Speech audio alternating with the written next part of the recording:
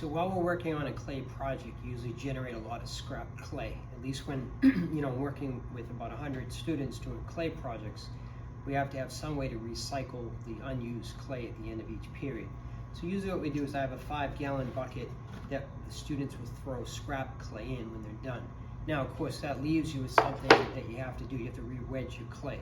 What I have here is 2 different boards. I have what's called a plaster bat, which is it's a box that's filled with #1 molding plaster, and it's allowed to dry. So it helps suck the moisture out of the very wet clay.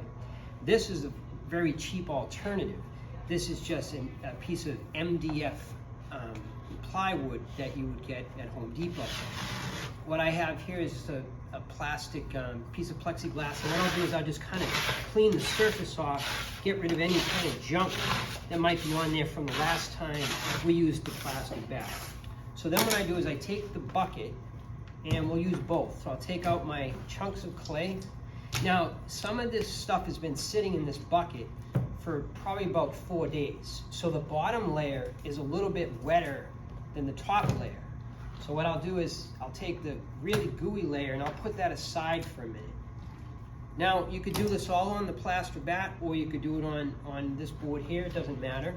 Sometimes if the clay is really gooey, you might need it to sit for about 40 minutes or 45, and the plaster bat will really suck the moisture out of it. So what I'm going to do is I want to try to get this clay back into working order. So what I'm going to do is I'm going to wedge it so that I can bring it back into a block of clay.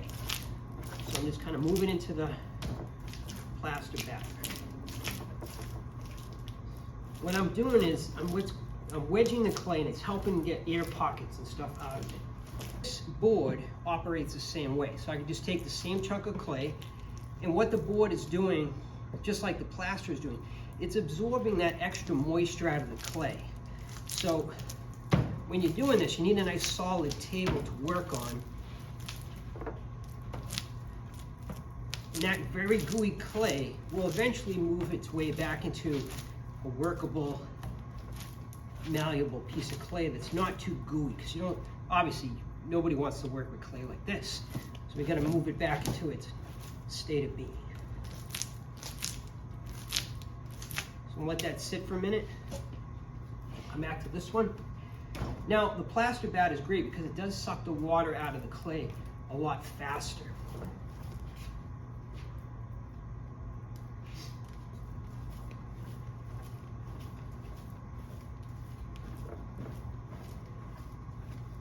All right, so then what I do is I just bang it down.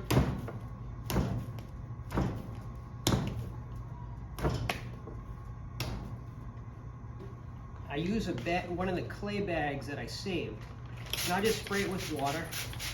Spray this. And then I will just drape this over.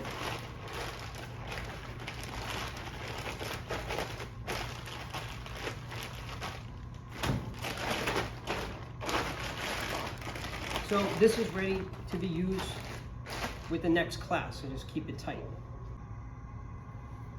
So I've just changed the angle of the camera for a minute for you to take a look. So as I was saying, the bottom of the bucket can get a little gooey. So that kind of clay, when you put it out on the board or on the plaster bat, you might need to let it sit there for about 30 minutes or 40, just spread it out, and it'll eventually be able to be quite usable. So going back to this lump of clay, now if you remember when I took it out, it was pretty gooey. So by kneading it on the board or in the plaster bat, I'm able to kind of reconstitute the clay back into a workable stage. So once I knead it a little bit, and as I was saying, you just bang it back down into a block, and then it's ready for the next class to be used.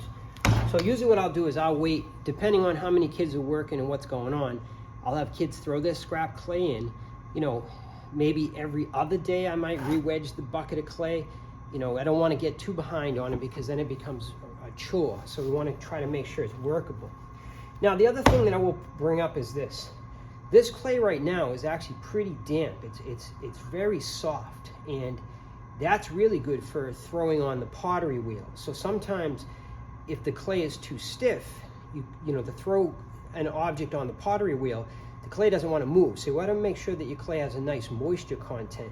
So when we go to work on the pottery wheel, we'll talk a little bit about that, but the idea is right now, this clay right now is perfect for the pottery wheel. It's not too stiff, it's just right. So I'm going to put this aside, whereas the bag that I did a minute ago, the clay was maybe a little bit heavier, or I should say set longer. So I'm going to keep this for hand building, and then I'm going to use this clay because I like the moisture content for the actual throwing on the wheel. So I'm going to keep this aside separate. I'll put this in a separate bag.